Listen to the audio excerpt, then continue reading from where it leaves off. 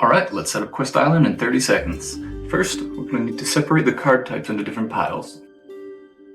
We've got our encounter cards, our quest cards, our hero or player cards, our enemy battlegrounds or enemy cards, our land cards or treasure cards.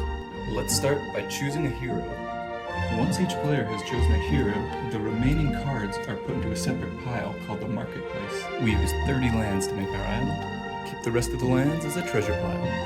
Next, we'll pick our 10 quest cards. Each quest has a number on it. Distribute them evenly and randomly across the island.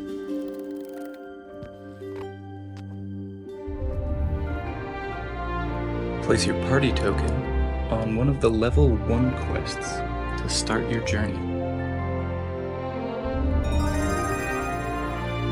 And with that, we're ready to play.